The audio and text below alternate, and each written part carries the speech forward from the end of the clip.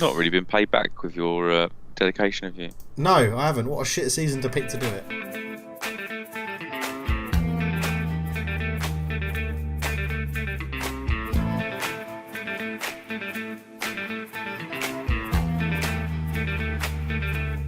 Hello and welcome to this week's Football Talk podcast. I am Josh Call in the hosting seat today, and with me is David, slightly poorly, Nichols. How Hello. are you, Dave? I'm slightly poorly.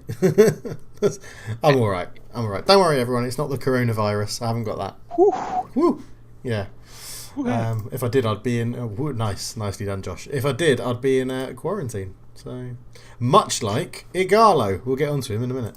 Oh my! Oh, of course, yeah, yeah. That's why he's can't play. He couldn't play. Because he's sat in a room. He has to be monitored. Yeah, he had to be quarantined. Although weirdly, we'll get into it straight away as part of the news. Weirdly, he also doesn't have a medical. Simon Stone is he the journalist that's linked to Man United quite a lot? And he said, that Odion Igahlo just signed the deal, and Man United said, "Yep, okay, fine. We'll just believe the Chinese club say that you've passed your medical when you move there, so that's fine." Because of all the lockdown issues and... I guess so, yeah. I guess it must be that, but it's very bizarre. So there's a little thing going around, like a meme around Man United fan groups at the moment, where it says, Zlatan, I don't do trials. Igahlo, I don't do medicals. So, but yeah. Oh my goodness. Right, so, I'm quite happy with that signing, by the way. I'm just putting that out there. So, all right. Well, it could have been a lot worse. This week's podcast we'll obviously be talking a lot about transfers in the news section because the transfer window is shut. We'll get on to a quiz. I will be back to quizzing Dave. We'll have a little look at the games yesterday because there was some boring ones, some exciting ones. I have a Wikifiles for Dave, and then we'll wrap up with Dave's attempt at the quiz. So, we've mentioned a little bit of transfers. We'll kind of go through. I'm thinking about going through the kind of top six and then any other honourable mentions. Okay. So we'll start. We'll leave Man United part there for a little bit. We'll start with Arsenal. So Arsenal got a couple of bits of business done. A couple of loan signings in. Pablo Mari, the left-sided centre back that Arteta was craving, straight from Brazil, and also Cedric on loan at right back from Southampton. Now I'm not an Arsenal fan, but how do you reckon they're feeling after those two signings? I'd assume getting in a centre back is a positive because it surely is not going to be worse than Mustafi. And Mustafi's now got an injury, so it's pretty crucial. I just don't. Who is Pablo Mari? I read last year that in the Brazilian League he had more fouls than successful tackles or something like that. So I was like, and I'm just my initial reaction to signing a centre back from Brazil is that it takes players a long time to adapt. So if you're signing someone on loan, I'm not. I would be surprised if he hits the ground running and is a straight away rip roaring success. Hopefully he is, because it was nice to see a player come and do well. With Cedric, I think it obviously plugs a gap because they've been playing players out of position at fullback. He can cover both fullback positions, so.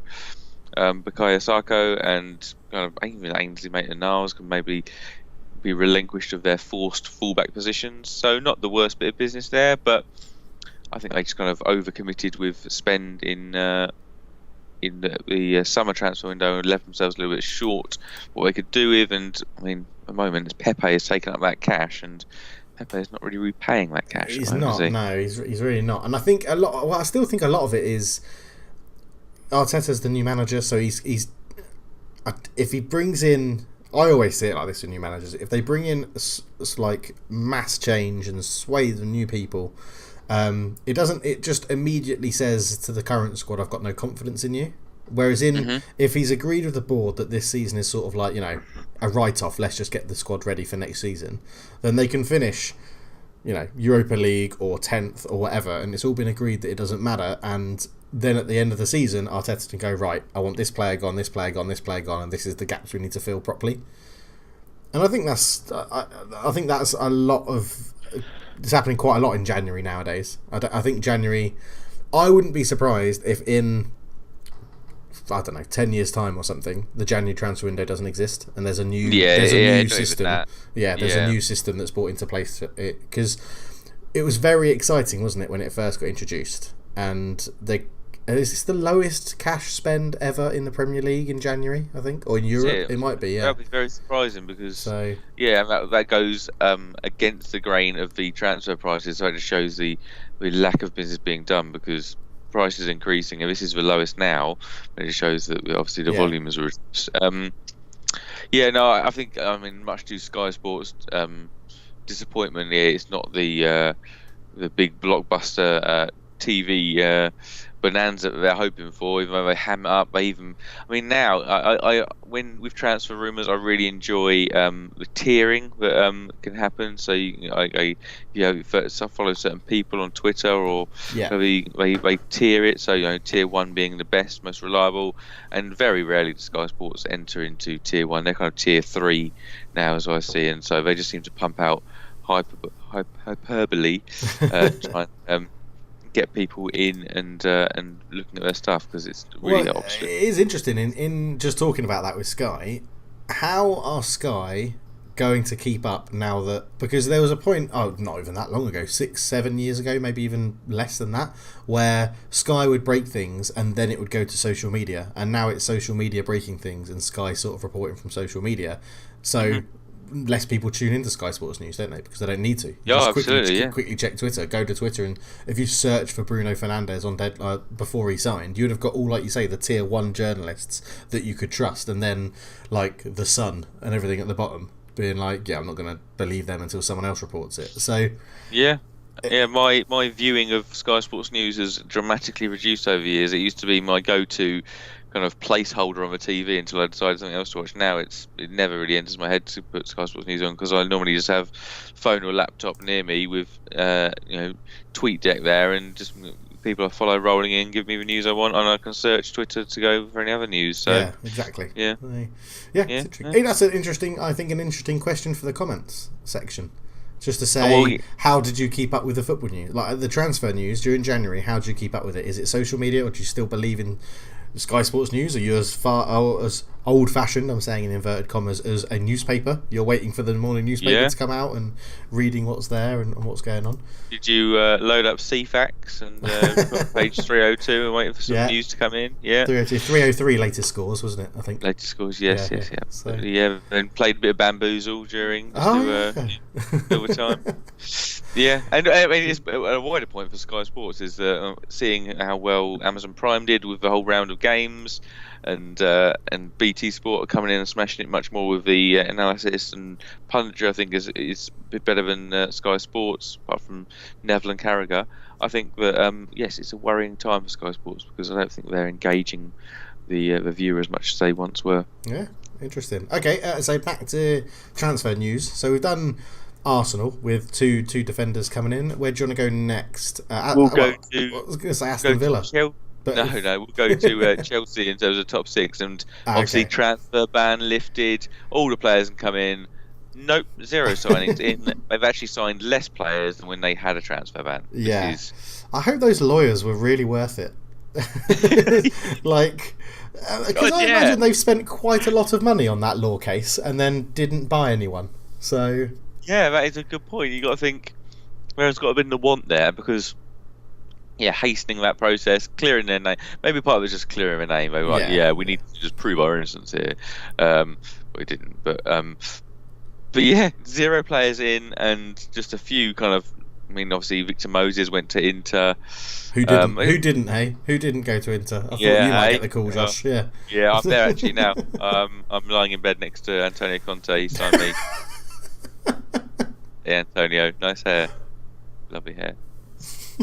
I call him Tony actually. Yeah, Big T. You know him too. Right, got it. Back to Chelsea. Back to Chelsea. I can't help but feel that Chelsea fans will be a little bit disappointed in this because it's kind of been like, we got all that hazard money knocking about. He's playing Jadon Sancho's being linked. Yes, this is great stuff. Ban lifted. And top 4 looking a little bit less likely each week, as in terms of. It's obviously still very likely, but it was a lot more likely kind of 2-3 months ago, wasn't it? Yeah. And then now, and obviously Frank Lampard, you see, came out afterwards going, teams around us have strengthened. We're obviously now the underdog. He's doing a mentality thing on it. He's getting the hopefully getting the siege mentality from his Chelsea players, going, yeah, come on, yeah, we're up against it now, but I trust in you. And like you mentioned earlier, puts faith in the players he's got. Yeah. Do you reckon that's how it's going to play out? Potentially. I still think they are. Well, the fact that every time they drop points, we drop points, so they're going to get a fourth place if that carries on. But I don't know. There's a bit of me in the back of my head with Chelsea, which is like, did they not spend any money because there's a manager change happening in the summer? Oh, really? If they drop out of top four, if that was the remit, and when can't have been the remit though. I know it could. No, Josh, it wouldn't have been our remit. This is Roman Abramovich.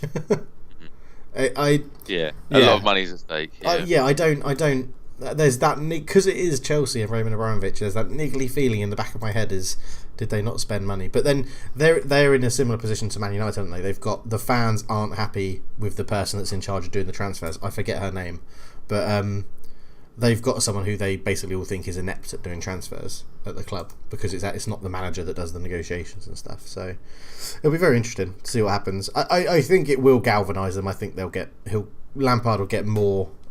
I think he'll get enough out of the players he's got to get fourth. So, Joe, you think they'll get fourth? I think they'll get fourth. Yeah, I think Man United are too hit or miss. I think Spurs are too hit or miss. Spurs didn't recruit a striker, which is what you needed. We recruited one player when we needed about four. Wolves, two. Two players. Yeah, so three players technically. We've got a goalkeeper as well, but I think Wolves. I'm not too sure. I don't know. I don't know about. Yeah, I think Chelsea. Wolves are more consistent, but I think maybe. I don't know. Yeah, that's probably the most interesting part of the season now to go. Yeah, definitely. All right. We'll move on to your beloved United. Actually, we'll go with United. Yeah. Okay. Bruno Fernandes. Very happy about that. Fine. So is everybody, because Christ, could not be doing more of those rumours. Oh, he's 99% there. It's the shittest loading bar ever. Yeah. Come on, just stuck on 99%. It's when you think you've got to control delete it because it's crashed on 99%. Yeah.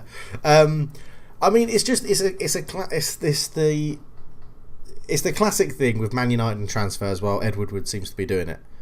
We go to Leicester and we go, how much do you want for Maguire? 80 million. No, we'll give you 50. 80 million. We'll give you 52. 80 million. We'll give you 55. 80 million. We'll give you 60 and 20 million if he goes to the moon. No, we want 80. We'll give you 60 million and 20 if he wins Ballon d'Or. No, it's Harry Maguire. We want 80 million. And then it gets to like 2 days before the deadline. It's like, yeah, all right, it's 80 million. Aaron Wan-Bissaka, what do you want for him? 50 million. We'll give you 35 and loads of clauses. No, we want 50 million.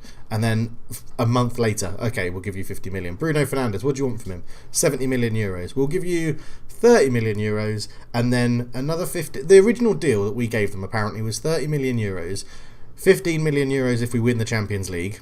Nice one. 15 million euros if he wins the Ballon d'Or. Nice one. And then like 10 million in appearances and goals and stuff. And they were like, well, no, we want 70 million euros. And then I think we got them down to like 60 million euros or whatever the exchange rate was for 47 million. But it's just so irritating, isn't it? Because just pay the money. If you're going to pay it anyway, just pay the money. Just get it done. It's not my money. Yeah, but I suppose it's all about perception, and then the knock-on impact. If every club knows that Man United pay what's asked. Yeah, but every club knows that. Everyone knows it now anyway, don't they? Yeah, if you just stick to it, they'll definitely pay. Yeah, I don't know. I don't. I mean, I'm very much used to it in being a Spurs supporter, but there is a level of negotiation that leads you to the final moments of a transfer window. Yeah. I suppose. I probably would like it. Being kind of, if I took myself out of it, I'd much prefer. Just pay it, get them in, get them settled, especially in the summer. January 1, I don't really care too much about because it's a matter of 4 weeks, and then it's not like they're going to be missing out on pre-season. But some ones is like get that deal done before they go away to their training camp, get them in the pre-season. It's a lot of kind of. But I just think it's got to be done. There must be a point in the discussions, right, where I don't know, Ed Woodward and the Glaziers or Daniel Levy and whoever else is on the board at Spurs have this discussion. They say, right, what is our maximum bid we're going to pay? ideally we don't want to pay that, but we'll try and stagger it so that we get it a bit lower. I understand that, that's business. But surely then the manager has to step in at some point and be like, oh my god, like, just get him. If that is the most you're going to bid, offer the most you're going to bid, and let's just get it done.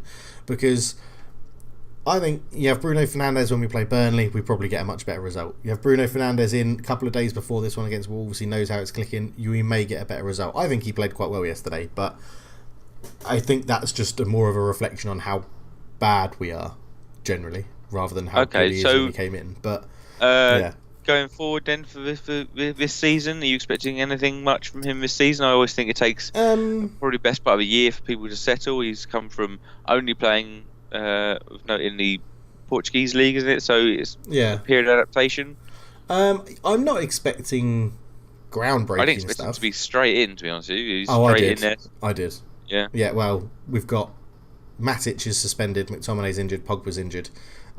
We had to play bloody Pereira at Andreas, the shittest Brazilian in the world, Pereira, in holding midfield. That's how much we're short of players. So I totally expect him to did that. love the other day when I can't remember who you played the game before last, but Martin, I think it was live on Sky, and Martin Tyler or the commentator was like, oh, and we have Brazilian international Pereira, Brazilian international Fred lining up for this free kick. I'm like, crikey, just.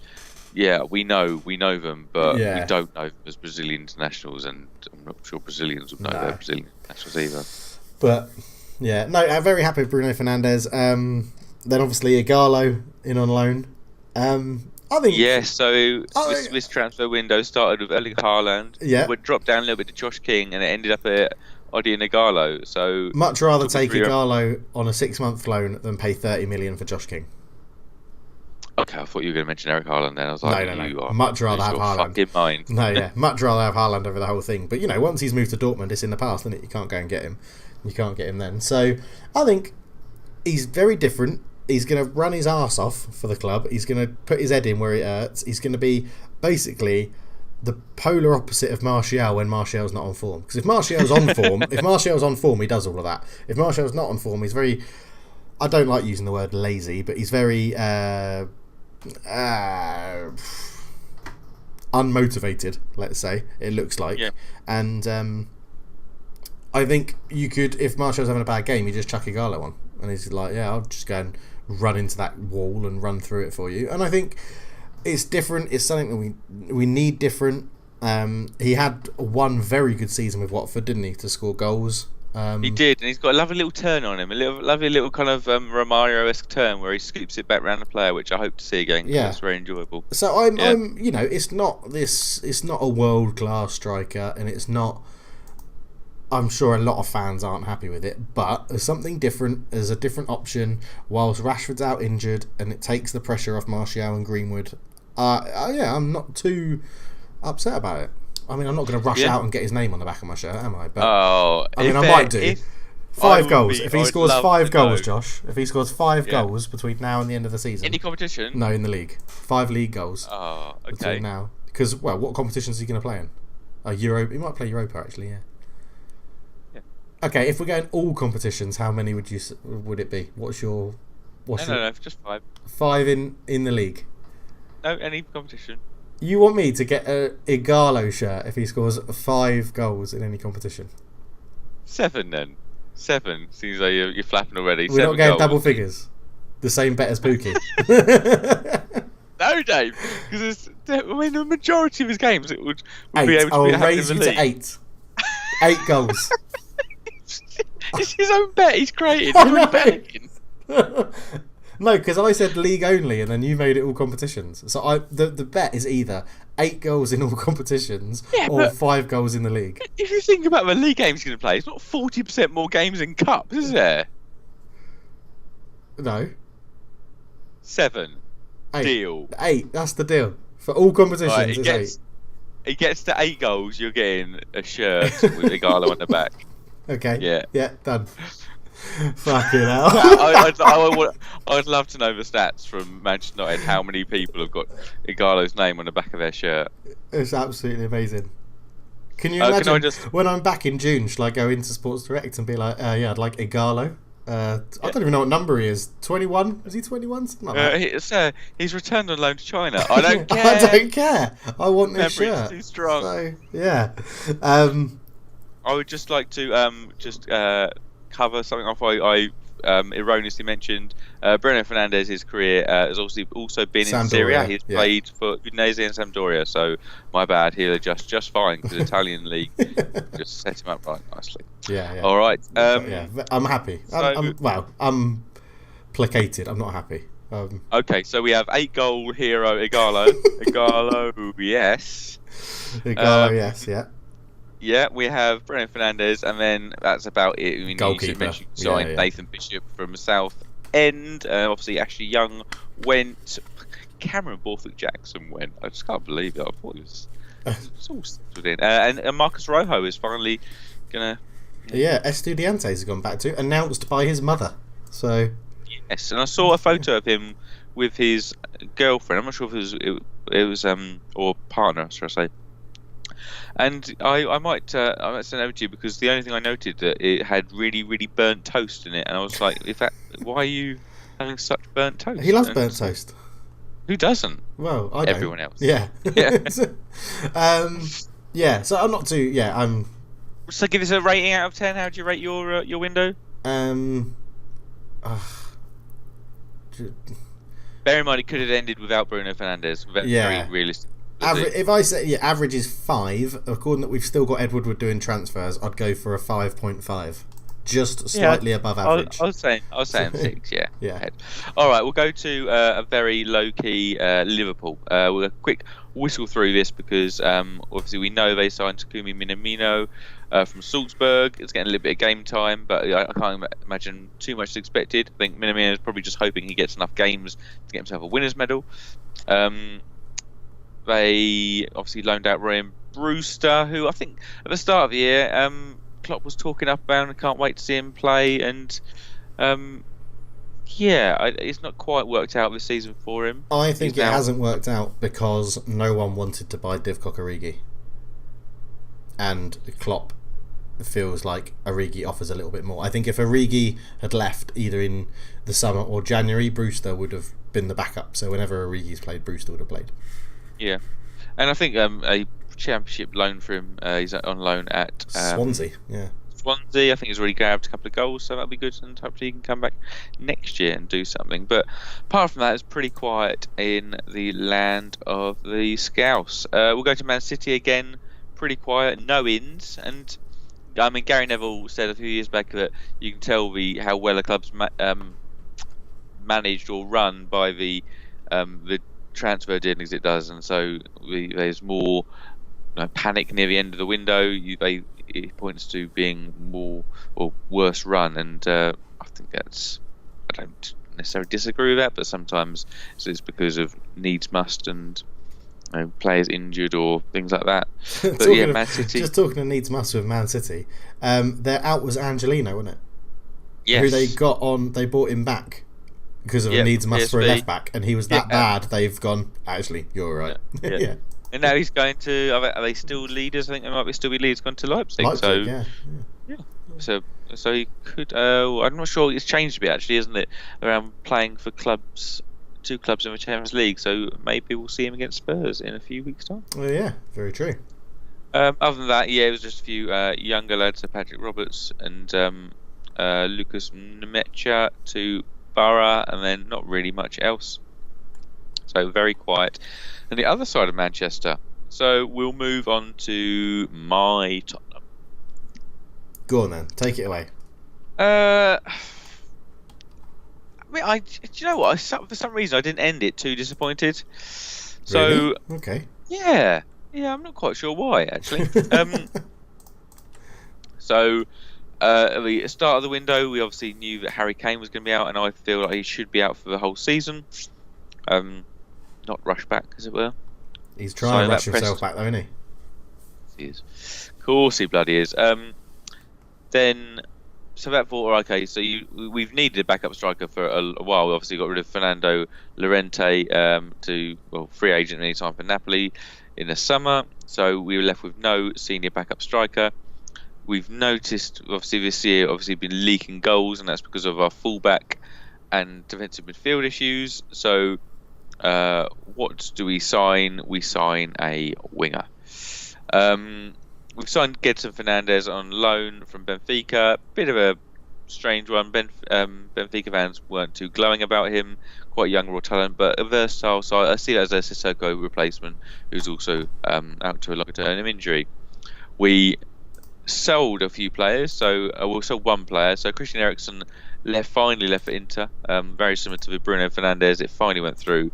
And at the very moment that we sold him, we announced that we had signed Giovanni Lo Celso permanently from Real Betis. Now, I'm not sure there are many clubs who have managed to announce signing the same player twice as breaking transfer news. We managed to do it in the summer when we get him on loan, and then we do it in the winter transfer window announcing his loan's permanent. Like, we all knew it was going to be permanent. Yeah. Come on. But we did that as a perfect mask, a perfect kind of smokescreen, which I'm not sure why, because we all knew Eriksen was going to go, but they were announced at exactly the same time. I'm glad to see Eriksen out. He wasn't operating at full tilt, and we get some money for some player who would have been free. Hindsight said if you could have done some form of deal, a year to 18 months earlier, that would have been a lot better. But hey ho, he would have contributed to our Champions League final run-in. So something in the summer maybe, but apparently it just didn't work out. How many games did Eriksen play this season? Beginning of this before January. I'd say he probably had a hand in kind of 10. Okay. Like starts wise, not very many. It kind of brought on as and when he's needed, but I'd say he probably started 10 subbed in. Yeah, okay. Probably a rough number the same. So involved a fair amount, but yeah, not but never operating at full tilt. So probably played most of the matches, but never really all of the match and or subbed him. Saying yeah, I'm happy for him. He gets a move. He just wanted to change really, so I'm happy with that. Other player I'm happy to see go, Danny Rose. Danny Rose to Newcastle looked very odd in the photo. I know in the Newcastle shirt looked very strange, but that's good. Hopefully he's gone because he was just a leak. He was any bad news comes out of the club, it's probably from Danny Rose. He just didn't want to be there. He'd mentioned just before Potter sacked, he's like, I'm going to be here for the next 2 years because I'm not going to get myself out of my contract. I'm going to suck it up. Yeah, I saw his interview when he moved when it was all confirmed in Newcastle. He made some very odd comments, like, I've only ever found one good chippy in London. It's like, why are you eating chips? Why are you going to a chippy? Professional footballer. Yeah, he just I don't know. I just don't know. Yeah, he's a very I've previously enjoyed his outspoken nature, but it kind of grew tired because you knew there's more and more disgruntlement beneath the surface. So yeah. I think it was a good move for all parties. We've weakened ourselves at fullback with Kyle Walker-Peters and Danny Rose going out, but both work well. So Kyle Walker-Peters, there's definitely a player there, and Southampton will see it. He's a really good attacking young player. Just unfortunately got the physique of a malnourished child. And Danny Rose just needs to go and get a different club. And I mean, I think he'll be a bit shocked if he thinks that Mourinho's tactics are a bit outdated. You just signed for Steve Bruce, mate. He'll be expected to score goals, left back. Yeah, he will be. Yeah, but if you're wanting a good chippy, I don't think that following Steve Bruce wherever he goes will be a bad method to finding a good chippy. Very true. Very true. And so it ends up with our major signing. This all happens very quickly. It was kind of like, Stephen Bergwijn is out of the PSV squad. He apparently wants to move to Spurs. It's like, does he? All right. And then hours later, it was like, yeah, he's in London. And then, I mean, this is how ridiculous it is.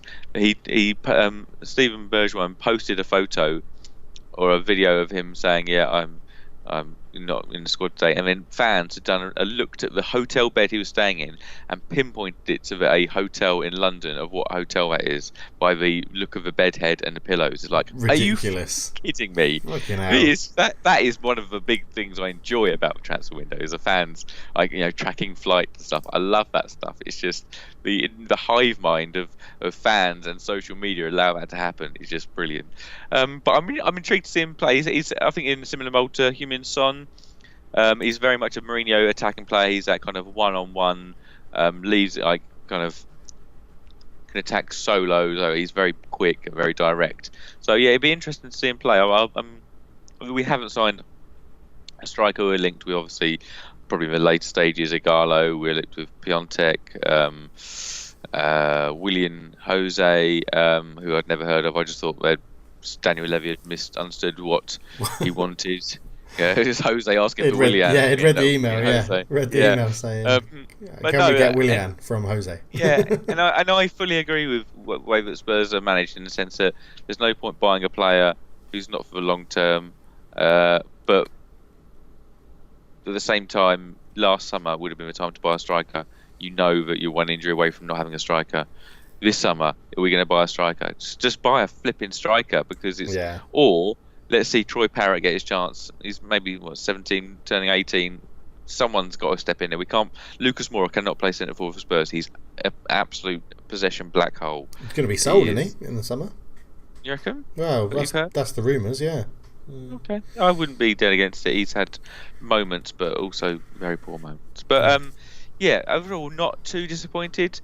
Out of 10? It would be out of 10. I'd probably go with you, kind of 6.5, because I hadn't really expected much, to be honest with you. But okay. Yeah, not bad. So then we'll go touch on some honourable mentions, just some one-off transfers that I've got a few that just spring to mind. So Sander Berg signed from. I'm going to do a Liverpool fan here, Gent or Genk. To Sheffield United for big money, kind of 20 million. I have been admiring him for a while. He's a very unique player. He's very big, tall player, plays defensive midfield, but kind of very nice to watch on a ball, good stamina. It'll be interesting to see how he copes. Obviously, a very odd one for Sheffield United as well. He doesn't fit the form of lower league Brit in terms of their he doesn't. The players. Very tall. Isn't he really tall as well? He is really tall. Yeah, right. He's a big lad. Just quickly on Sheffield United, they obviously signed Jack Rodwell, but they've loaned out Ravel Morrison. Yeah, Middlesbrough. Middlesbrough. I can't imagine that's going to be a good mix for him, if I'm honest. No. I mean, managing. I don't feel disciplinary feeling from Woodgate or Keane as his managers. Being in Middlesbrough, there's obviously. They're away from it. I don't know. I just feel like he's going to get bored and start going out in Yarm and tearing it up. And I just can't. I think the guy's only 26. He's probably had like 10 clubs since Man United, but I just can't see it ever getting back on track. No, I think it's not going to be. And again, is Jonathan Woodgate still the manager at Middlesbrough? Like, I can't imagine. Yeah. Is he going to be a disciplinarian? Do you think, and make sure he's? Yeah. I don't know. No, I can't see it. Wasted talent. Wasted talent. Yeah. So. Jared Bowen to West Ham, I like the look of. Hull City winger forward, really kind of like quite direct and kind of youngish English. I think it's a different signing for West Ham. It shows a bit of forward planning almost, like in terms of the profile of the player. As in signing someone that's good for good in the Championship when you go down. Yeah. Always getting dangerous for them, isn't it? Yeah. And the other one I think we might mention, Nabil Bentaleb at Newcastle. I do quite like the transfer. Yeah. Do you have any other honourable mentions of transfers? No, but I've got some. It's weird transfers that happened, and then weird transfers that didn't happen. Okay. So weird transfer that happened. Ryan Bennett, Wolves to Leicester. Yes, it seemed like Leicester were needing some cover at centre back, because on deadline day they loaned out a centre back. Philip Benkovic. Leicester. Yeah, Philip Benkovic loaned out Leicester to Bristol City and then got in Ryan Bennett. They must not have felt that Benkovic was ready for top flight, I imagine. Yeah, very true. Very true. Aston Villa signing Swansea City's third choice striker in Borja Baston. That was a strange one. Yes, yeah. Do you know, I knew I'd heard that name. I was like, Yeah. I mean, yeah, that is an odd one. I mean, Aston Villa again. I I can't see it happening. We'll get on to reviews in a bit, but yeah, there's some signings there which. Well, my point I was going to make in the Aston Villa review bit is that Jack Grealish must go home every Saturday night and think, where am I going to go next season? Because this is just frustrating beyond belief. Yeah. No. And then a shout out to the Wigan Robinson, Wigan defender. Yeah. Like randomly a 10 million move to AC Milan, and then it all broke down, which was very strange. Yeah. That is a one which kind of, I was like, as soon as you see a very English sounding name, so often they can, well, not often, but sometimes they can be a random Argentinian English sounding name, but you're like, that sounds properly English. Oh yeah, it is. And like, what? There's been a few lower league to European giants over the years, haven't there? There has, yeah. And then the one that I found the best weird failed transfer was Boubacar Samare to Newcastle. Oh yeah, £35 million accepted, and he just went, "Nah, you're right." Did you hear what Newcastle got Alan St. Maximin to Skype video call him to show the facilities, wasn't it? Yes, it was. Yeah, unfortunately, in the background, he caught Steve Bruce delving into his 6th chippy of the week, and he was like, "No, it's not for me, actually." Yeah, but it makes you think though. Why didn't another club just pay 35 million for it? If Newcastle got it accepted, then.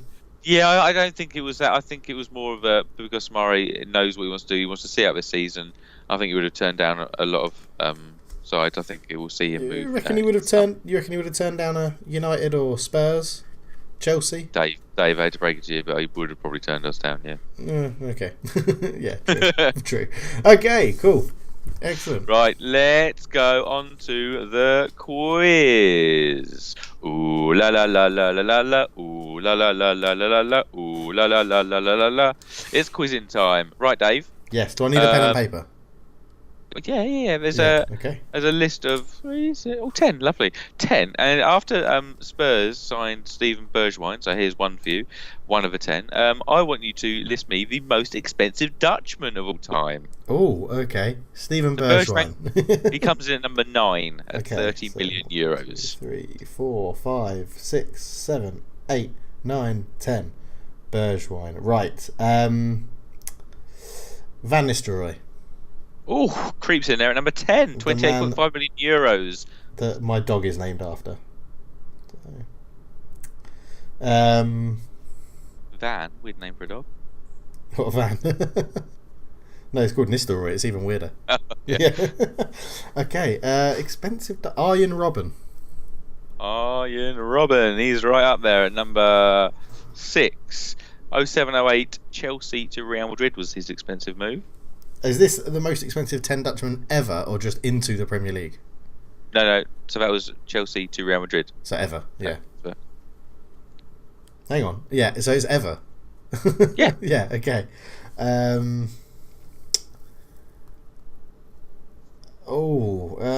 This shouldn't be this hard, should it? There's loads. Really good ones. How much was Robben? 35. 35 million.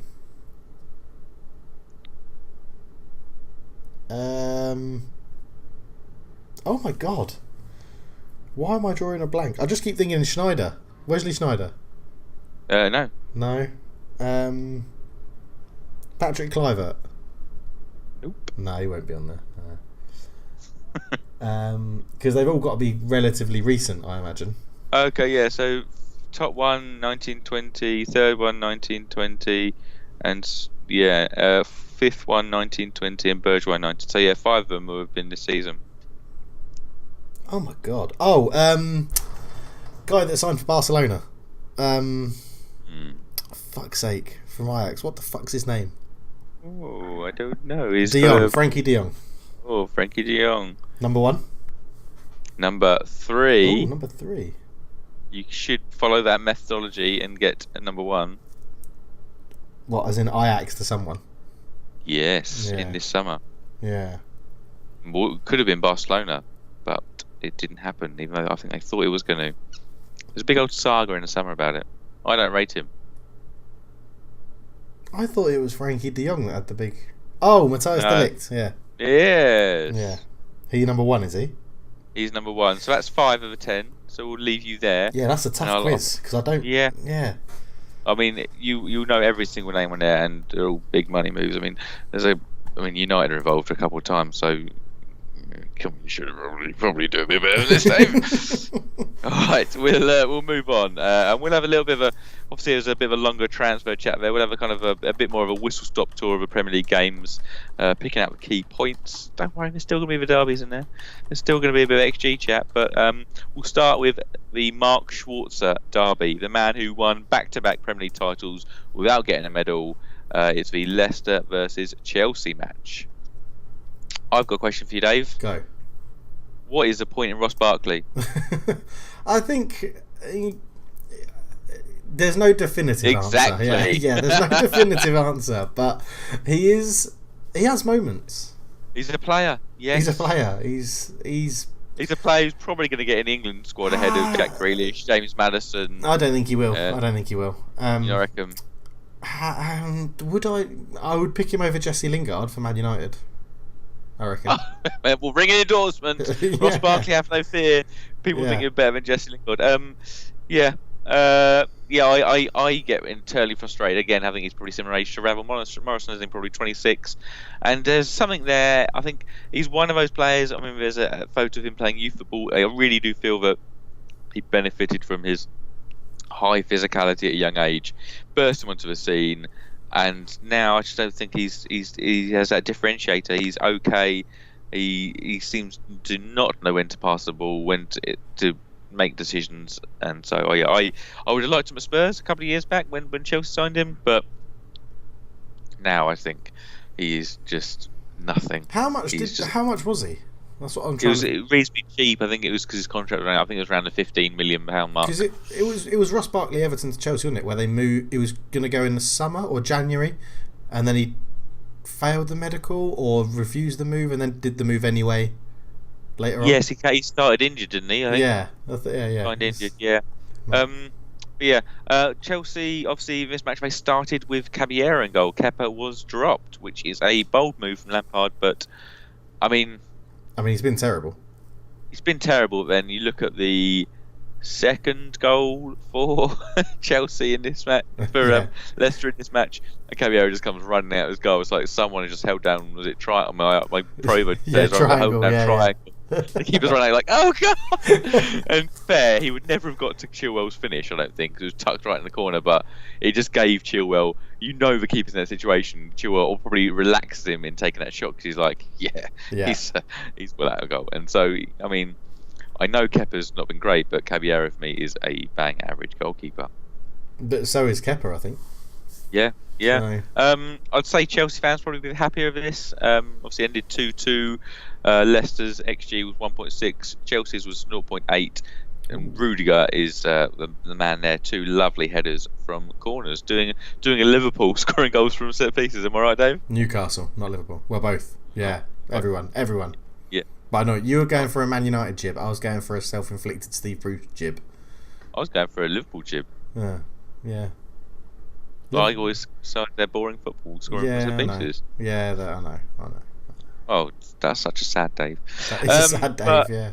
I mean, this was a great result for Spurs, and at the time, it was a good result for Man United and Watford. But you ended up doing Watford, but you end up doing exactly the same thing.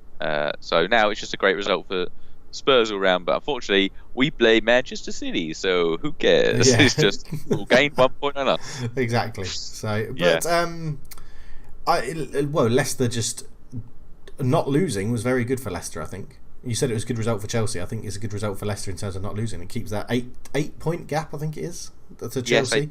Chelsea, they're pretty much secure. Can't see them throwing away No. Champions League. I can smell. Well, actually, that's crazy. They're 15 points ahead of Spurs. Yeah. I thought we were closer. I honestly thought it was closer than that. That is actually a bit demoralising. I've just realised that. No, we're going to catch them. Yeah, okay. If Spurs can play like Spurs can play, they'd catch them, but we're not going to. No. All right. Quick shout out to Glenn Hoddle with some of the worst commentary I've ever heard ever. Where did you see Harvey Barnes' goal? I saw Harvey Barnes' goal. Yeah. Where he shot and it took a massive deflection and looped over. And then went Don't tell me Glenn didn't realise it. Glenn Hoddle went, it's a super strike. During the replay. And I was like, no, it's not. Do you know who I have? And it feels irrational because he doesn't really do anything wrong, but I do hate Steve McManaman in commentary. Hate Oh, it. I can't stand him. I And can't I'm stand not him. quite sure why. He's just irritating. Yeah, he is. If anybody wants to join the Steve McManaman I hate your commentary co-commentary club, to let us know, because I feel. Or can anyone verbalise it for me? Why do I hate him? Is it because of his floppy hair? Is it because he used to play for Liverpool and Man City, and he is in part of those Real Madrid legends, which I don't think of like is a legend, but Liverpool fans seem to do think is legend. He was rubbish for England. Any one of those reasons, is that why I hate him? I don't know, but I do. Yeah, I agree. Just while we're talking about pundits, really enjoying Peter Crouch on BT Sport. Really enjoying Peter Crouch, and his podcasts are brilliant. So yes, I've caught up, by the way, Dave. I've caught up with podcasts. Good. So yeah, the job of a captain is to dish out tickets. Dish out tickets, yeah. I mean, why on earth they just don't get 2 tickets and then sort it out amongst themselves? Maybe that caused arguments, but all right, we'll move on. Decent result for both sides, but not a great result for both sides. Yeah, I imagine. So we're going for Tyrone Mings derby. Inexplicably, Bournemouth sold Tyrone Mings to Villa in the summer, and he's been very good for them, but not good enough today or yesterday, because 2-1 Bournemouth. It is all changed around. Massive result for Bournemouth. Couple of wins in a row. They've managed to keep Josh King out of the grasp of Man United, and injured players are returning. It's all looking a little bit positive now for Bournemouth, isn't it? Yeah, Eddie Howe for England. Absolutely, Eddie Howe. I've always said about Eddie Howe. Yeah, one of the greatest English managers of his generation. You've always said he could turn things around all the time. Yeah. Like, yeah. So he didn't put them in this mess. He would just get them out of it. No. So yeah. A decent result. I mean, Aston Villa will probably be kicking themselves, going, what, it's 10? They had a man advantage for 40 odd minutes or something, 30 minutes. Yeah, and I'd say it was a soft red for Lerma, but that guy just walks a fucking tightrope each week. Christ. Every game. It was soft for this one, but there's been many harder ones which he's got away with, so I feel no sympathy. Yeah, I can agree. Philip Billing, you're a fan, aren't you, of Billing? I was a fan more at Huddersfield. He seemed it seems like I thought he was a shining light in a shit side. He's in a little bit of a shit side, but he's less of a shining light. I don't know. He seems a bit lackadaisical. He needs to impose himself more on games for me. I think there's some talent there, but I'm not sure the mentality's there. Okay. But a lovely little finish. Lovely caressed finish. Yeah. Nice. Yeah. And then Nathan Ake getting on the score sheet as well, which was... Are you surprised he's still there at Bournemouth? I would imagine it's one of these. We'll see him move in the summer. Okay. Yeah, Chelsea? And I'm not sure where. Yeah, I can see Chelsea. I can see Spurs. Spurs play this asymmetrical 3-5-2 at the moment, 5-3-2, where we have effectively at the moment Aurier is the left or right back, turns to kind of right winger when our left back tucks in. Ake, and so it becomes a back three. I mean, that would work for Ake. He could play that kind of left-sided centre back in a back three, or in fact, Vertonghen could be out and he'd just be a straight replacement for Vertonghen at left centre back. I'm not sure. The problem I'd have is that Ake and Alderweireld, neither of them are dominant in the air, so I'm not quite sure. Yeah, well, Ake's quite small, isn't he, for a centre back? Yeah, he's 5'10", 5'11". He's under 6 foot, definitely. So that's why he has the big hair. Very true. Extend the height. So yeah. And then Josh, a little question for you: who is the only Tanzanian to score in the Premier League? Would it be Mbwana Samatta? It is Mbwana Samatta. Yeah. He literally just jumps higher than a goalkeeper. Yeah, jumped higher than the goalkeeper, nods it in, and I was like, yeah, well done. I when I watched it, I was like, how has he jumped higher than a goalkeeper that's got his arms in the air? Goalkeepers, I feel like, don't really jump. No, I don't think they. It's kind of, they do a Peter Crouch jump where they somehow end up at exactly the same height when they started. Yeah. But as you said, it's in terms of the league, Bournemouth jump over Villa and put Villa. It was starting to look okay, but it's just dragging more teams into it now, isn't it? He's just keeping it all lovely and congested around there. They've all played their 25 games, and there's 3 points separating them. It's all about goal difference now, and it's very key. And Brighton at the moment have the best goal difference of a lot. The other four are much of a muchness. So yeah, it is a tense time down there. All right. Yeah. I tell you where it isn't tense. It's not tense up in Sheffield. It's not. Not tense at all. With Steve Cabba Derby. Palace v Sheffield United, and Best own goal you've ever seen? it's a good one, isn't it? It's- It is a good one. Yeah, Wait, just like, because obviously he knows, because the ball's bounced fully into the goal. It's not like, Yeah. like at first I thought, oh, was he just taking over line? No, he drops it. It bounces Roy Carroll-esque well into the back of the net, and he's like, oh, the look of innocence and sadness on his And to be his fair, face. he's had an amazing season for him this year as well. Yeah, I've Like- written here. He's been a saviour so often, but that was absolute shambles. It was just. And it's like, Oh. who was the referee was the younger guy. His name's just slipped my mind. Oliver. Oliver, yeah. And he. Oliver, yeah. What's his surname? Michael Oliver. Michael Oliver. Sorry, Michael Oliver. Yeah, that's it. You had to go first, Dave. Yes, Michael. yeah. That's what was confusing me. He just sort of looks at when you see the replay, he looks at his little goal watch thing that tells him whether the whole ball's crossed the line or not in a bit of disbelief. Because he's sort of like, oh, yeah, that's a goal. Because he's obviously standing on the edge of the area, because it was a corner, wasn't it? That was put in. So he obviously didn't have the best view. But I just imagine, like, oh my God, that is terrible. But it was just funny. I feel bad for him because he's been so good for Palace this season. And what was the XG? Because it didn't. Just a quick second. Your referee was Andy Madley. Was that what was XG Okay. was 0.96, 0.86, so it should have been kind of 1-1. But the Andy with the Madley referee, quite old and bald? no, he does look a little bit similar. Okay. Because he had the instance where he showed Joe Ward the red card, Ah, and they yes. Yeah. pulled it back. And I imagine that's got to be one of the most embarrassing things for a referee to do. It's like, fuck! He still gave me yellow. It's like, I'm not even sure it was even a yellow. Is it? I think it probably is embarrassing, but I bet the embarrassment's less than getting ripped in the media and everything when they're like, it's not even a red card. But yeah, because obviously afterwards you go, well done, that's really good use of VAR, use the screen, and yeah. But I just little shout out Palace here. yeah, Palace, I think, have had 3 wins in their last 18. They are. I don't think it'll be this season, but next season they're a Zaha transfer or a Roy Hodgson retirement from going down and deeper. yeah. It is. I can't imagine, because they've spent zero money. I don't think they signed anyone of note. They got Cenk Tosun in, didn't they? But Yeah. I really think They're only 6 points league off relegation. they are. Yeah, It's- I mean, I think they're safe because of how few are picked up below them. But in a few weeks, it could turn pretty nasty for them. And you then think that maybe Zaha would turn on the magic and keep it all going. But Yeah, well, but I they've think got he knows. next few games, they're away at Everton, home to Newcastle, away at Brighton, home to Watford, away That's at it. Bournemouth. See, that's it. Or- I knew they had that run, and if that run doesn't go in their favour, they're in the relegation zone. Because if they lose to Brighton, they lose to Watford. That's already 6 points. That then teams below them have got 6 3 points. They've got some 6 points coming up. Let's keep an eye out on the Yeah. next few weeks. Let's keep an eye on Palace because they may get dragged in. Anyone fancy maybe putting a cheeky little bet on them to get relegated? You know, might Do be it, some Josh. good 50p. odds. 50p. I'll 50p it, guys. I'll post that after this. You Right. need to buy a Palace shirt if they with Zaha on With the back, Benteke Benteke on on the back. Yeah, Guita, an outfield shirt with Guita on the back. That's what you got to do. Yeah, a Sheffield United shirt with Rita 1 on the back. Right, let's next. move on to the Gregory Vignal derby, Liverpool versus Southampton. And I'll stop you right there, Dave, because I know you're asking, what's Gregory Vignal up to these days? I'll tell you, he's only the bloody manager of Rangers Women's Football Club. Good on him. Good on him. I mean, why did you pick Gregory Vignal? So I can't think of anyone else who transferred between Liverpool and Southampton. Oh, okay. Yeah. It's been a very untrodden path. It is, yeah.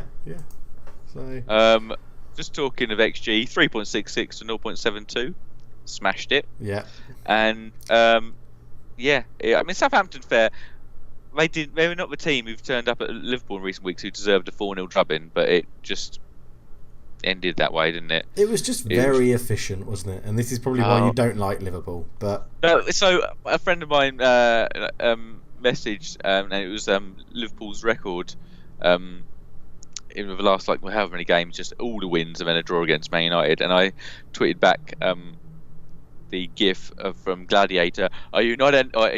Yeah. Are you not entertained? And I was like, no, I'm not. And it makes me sad. I'm not quite sure why, but it's just ruthless efficiency. And luckily for Jurgen Klopp, he's not judged on how entertained Josh Cole is. He's judged on how many points in the league they have, and they have a lot. And no matter how the goals are scored, if you're scoring 4 goals at home and not conceding, you'll leave that stadium entertained and happy. Oh, absolutely. So, yeah. I would pose a few questions to you here, Dave. Salah for Golden Boot again. He's crept up the rankings. Can he do it for a 3rd season in a row? I hope so, because I've got him in my fantasy football team with my mates in Bristol. Okay. But right. I don't know. He could. I'm not sure. I'm not going to comment on that answer. Igahlo Golden Boot starts after January. Oh, yeah. Enjoy your shirt. Which Liverpool player will win Player of the Year? I mean, a Liverpool player's going to win the overall Player of the Year. So, what about Jordan Henderson? Maybe. I still think. I think he cuts opinion too much. Yeah, I think he cuts opinion too much. Whereas I think a lot of people could agree and say like Mane or Van Dijk or Salah, something like that. Trent out, shall I shout? Trent could, yeah. Palace to be relegated, Trent Alexander-Arnold to be Player of the Year, or maybe Young Player of the Year. I definitely think Trent will be Young Player of the Year. Yeah, double bet. I tell you another player who's coming good, Joe Gomez. He's back looking great alongside Virgil. Well, that's because he's alongside Virgil. Yeah, I'm not convinced. You don't like Joe Gomez? I think he's decent. I don't think he's as good as people think he is. I think he's much better because Van Dijk is there. Like, oh, absolutely. Put him next to John Stones, and I think you're going to have a nightmare for England. But yeah, Joe Gomez needs to be next to a kind of aerially dominant centre back because he's not, strangely, so physical, incredibly quick and recovery, but he's not the aerially dominant centre back. So it'd probably be a Maguire. Yeah, that's true. I'd say. Yeah. Especially John Stone's lack of playing time. Yeah. But yeah, Liverpool just keep rocking on. How are you feeling on Invincibles? Is it going to happen? Oh, I fucking hope not. I mean, they're going to be. Liverpool fans will be just. I don't know. I feel like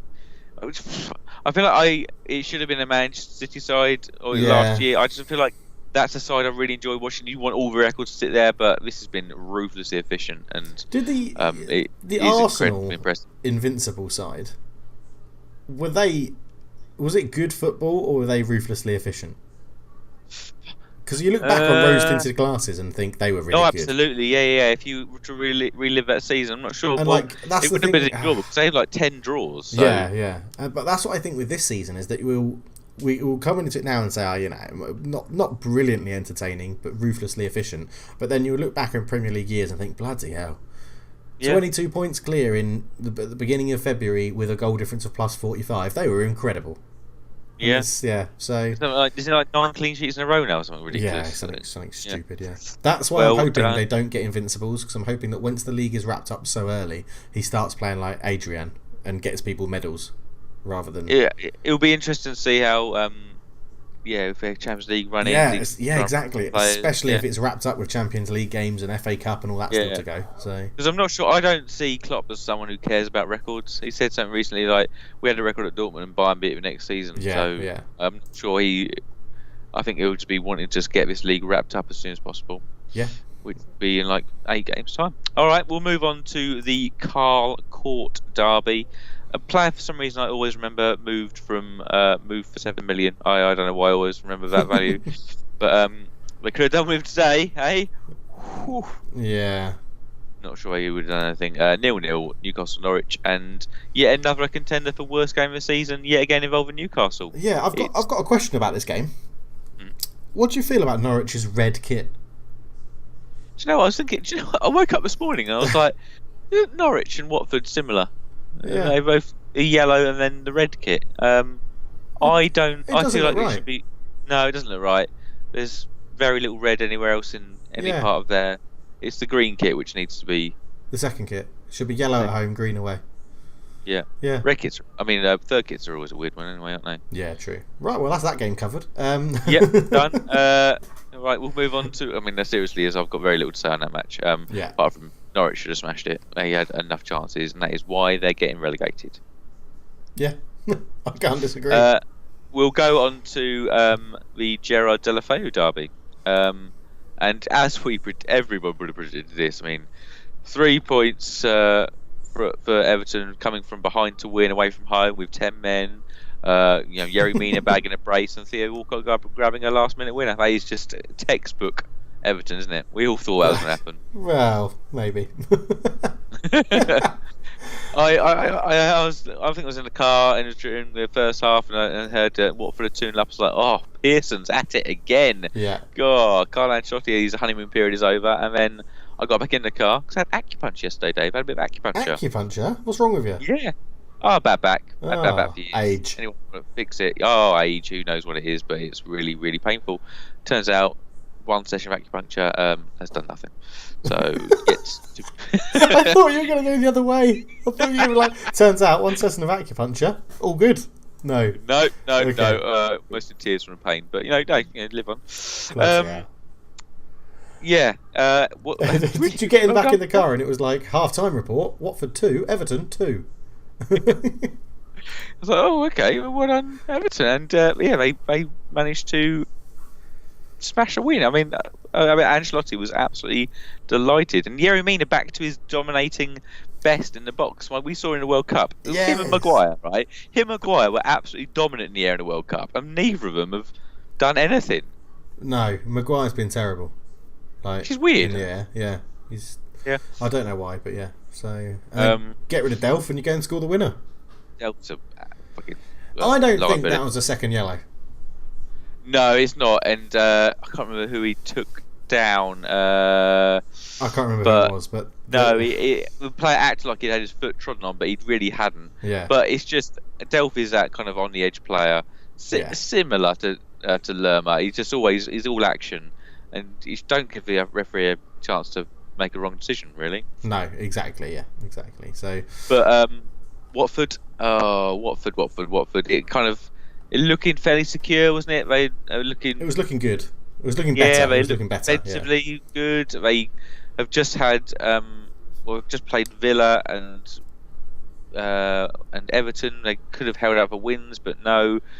I think Ismail Sarr, I think, was really quite important for them. He's been missing that pace. He's got a few counter-attacking goals, and also Nathaniel Chalobah. I really do like Chalobah as a player. I liked him a couple of years back when he get more game time, and he keeps getting subbed off, and it keeps kind of falling apart for Watford. But I mean, this could be the lowest point so far, isn't they? Yeah, that's what I was just about to say. I think this could be the morale killing. 2-0 at home, 2-2. They go down to 10 men, and then you lose. That's an energy sapper, isn't it? Yeah, big matches coming up though. They are at away to Brighton. Sorry, that's big. And then it's United and Liverpool. Oh, they'll beat us. That's fine. Yeah, you have little faith. Yeah. All right, we'll move on to Bobby Zamora's derby, West Ham v Brighton. And for once, I feel like that's actually a good derby because he had a good stint at both those clubs. He did, yeah, that's true. Oh my goodness, West Ham.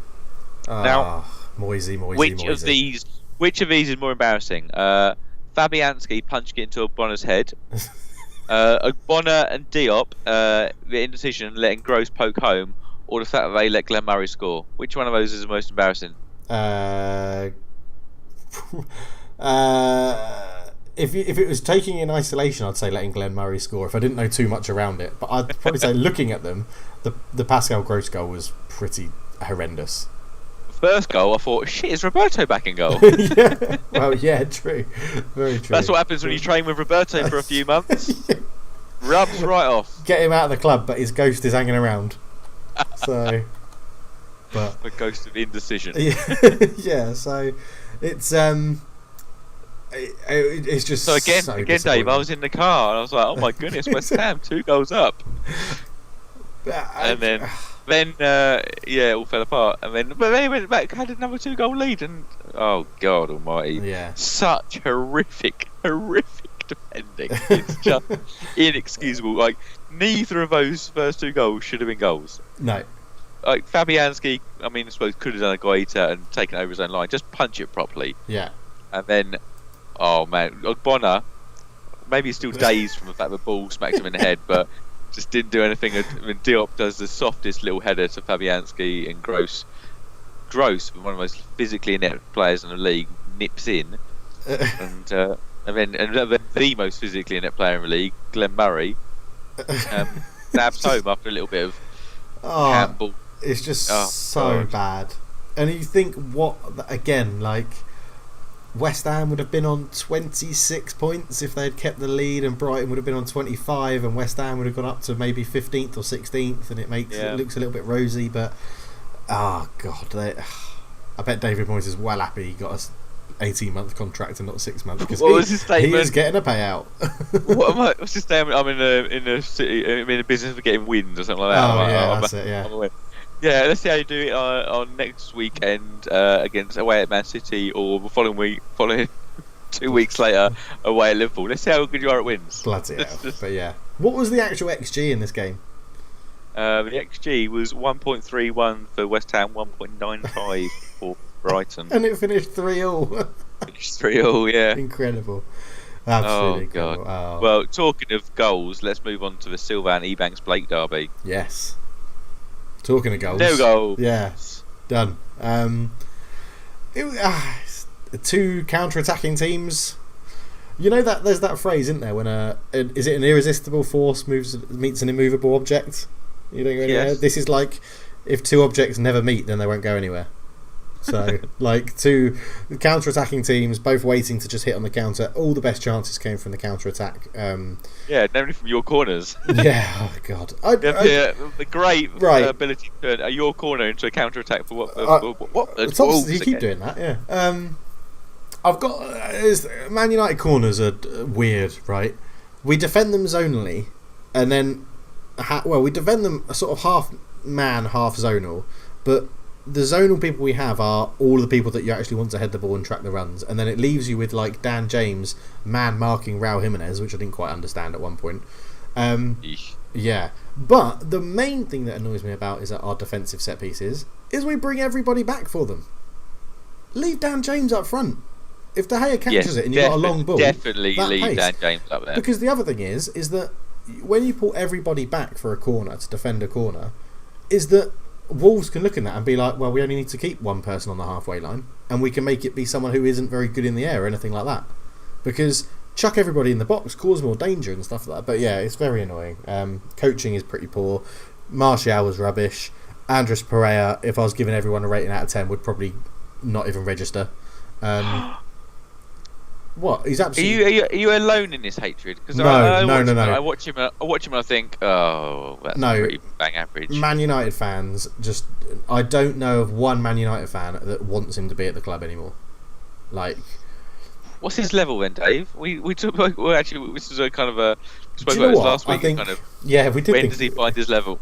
Yeah, I think he would do well in Italy because it's slow and a bit more like technical, and it's.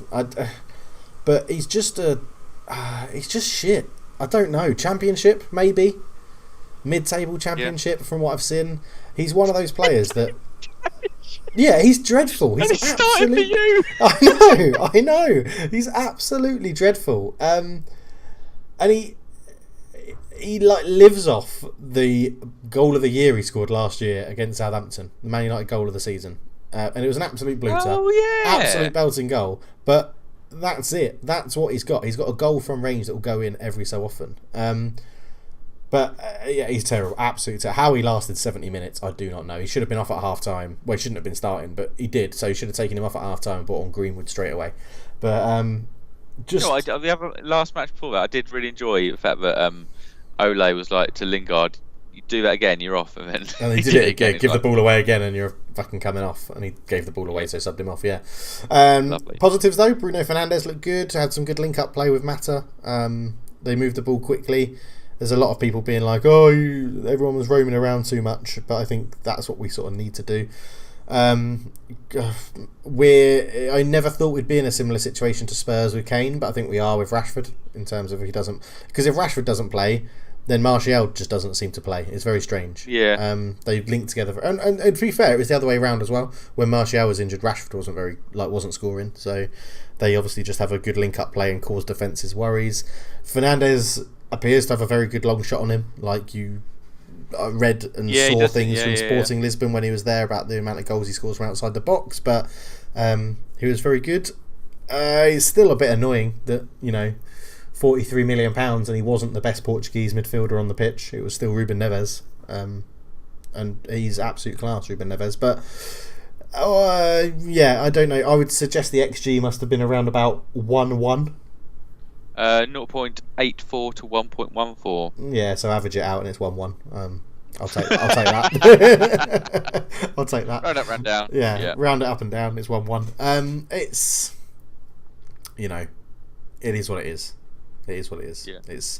I think Ole has firmly got his sights set on 5th, and I think drawing at Wolves is a ends to a mean of potentially getting that spot.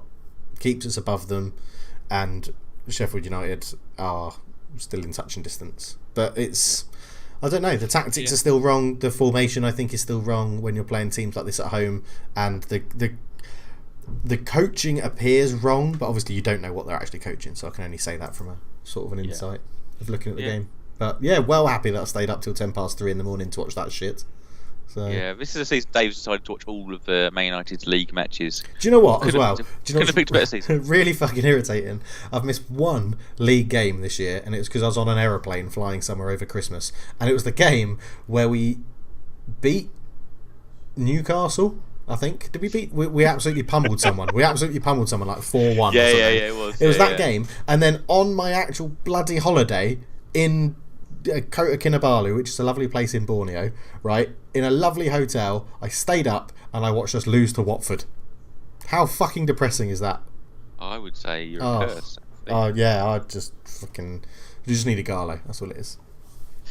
All right, that brings an end to our weekend reviews. As a quick kind of summary, I'd say that Sheffield United are the big winners there. They scored a goal by not scoring a goal, maintain a position in the top 5, which is fantastic. Fantastic season from Chris Wilder for manager of the year. Also, I think Everton will probably be happy, and Bournemouth will be probably one of the happiest. So, biggest loser of the weekend?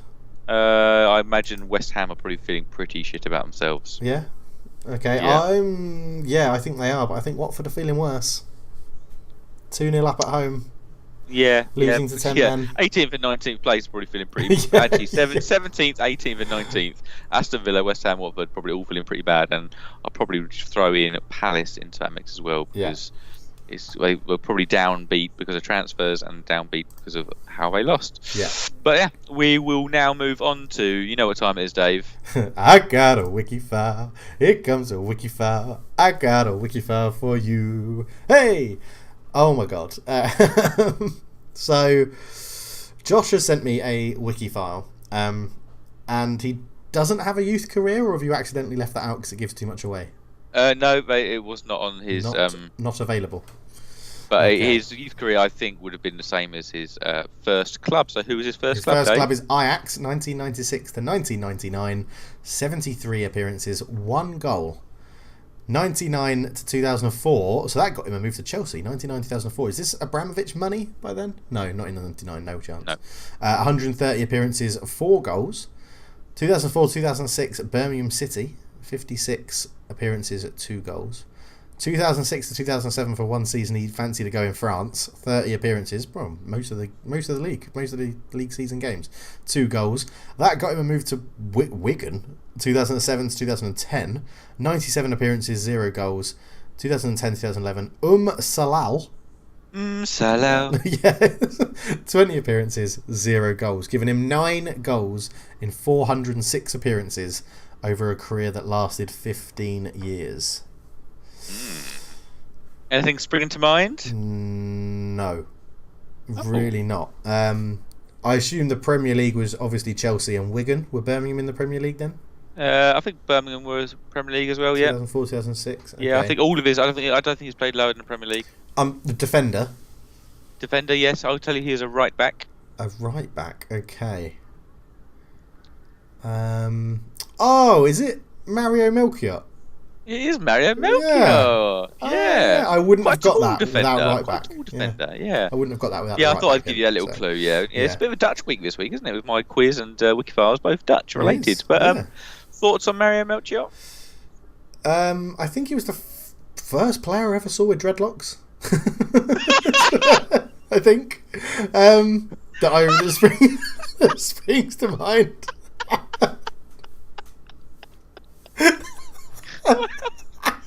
Dave from well, very sheltered life, Dave. Dave watched it and was like, "Mum, Dad, I've seen a man with dreadlocks." No, I would have said, "What are they?" That's what I would have done. Son, can I get that hair? Yeah. Wow, that's a good look. Okay, I mean, no, it was decent. It was decent. I don't remember him playing that many appearances for Chelsea. I thought his big, like Wigan is where I remember him, but that's probably recency biased. Birmingham. But really, okay. Yeah, I think Chelsea. I think he was around the same time. I think he was probably competing with Winston Bogart, Albert Ferrer. Yeah, Albert Ferrer. Yeah, Ranieri, that kind of era. I've just read his outside football section on Wikipedia. This is a treat. In 1998, Melchior and Ajax teammates Benny McCarthy and Dean Gore, calling themselves BMD, released a rap R&B track called Midas Touch. Amazing. He also campaigned for British Heart Foundation and has appeared on the quiz show Question of Sport. What a life! Get him on Football Talk. Get another one in there. Oh, wow, what a life he's lived. Honours, he's won the FA Cup and the Eredivisie, as well as the... I always pronounce it KNVB Cup, but I imagine it's pronounced something differently. Yeah. The Dutch Cup, yeah. And the Charity Shield. So, yeah, he's got a little bit of honours to his name, but a little bit before the time of the money. And I assume he doesn't make the list of top 10 most expensive Dutch players ever. No, he doesn't. No? Mario Dino Patrick Melchior does not make that Great list. Name. But name. Lovely transition, Dave. Let's go back to the quiz, where I challenged Dave to name the most expensive Dutchman of all time.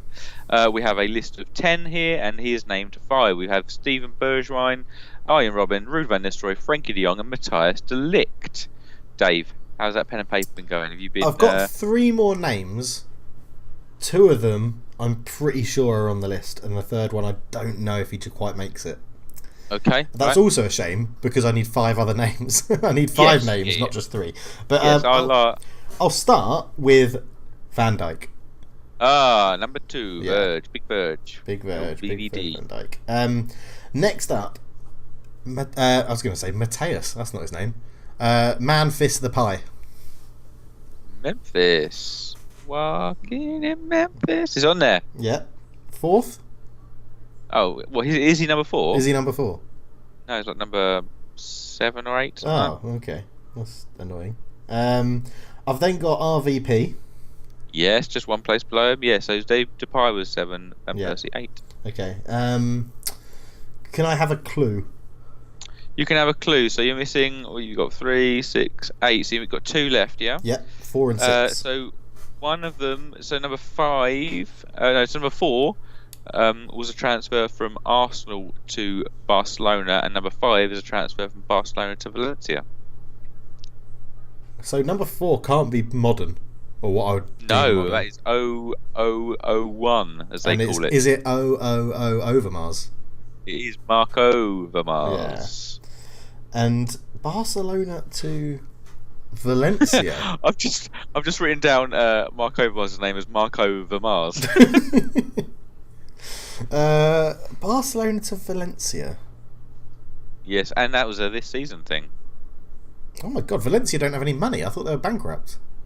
No, but there's a little switcheroo, I think. Barcelona, Dutch goalkeeper. Yes. Sillenson.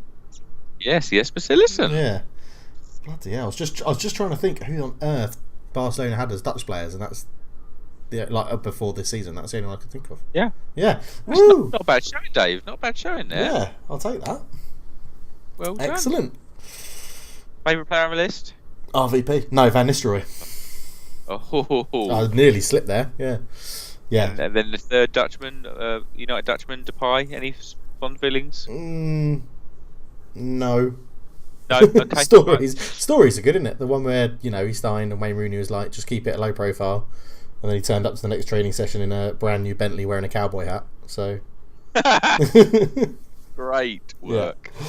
Great work. Okay, well, we'll just in any other business. I'll obviously touch on our Super Six. A good round of Super Six. Dave got 0 points. I got 12 points, topping that list. So where does that put me for the season? I'm still second.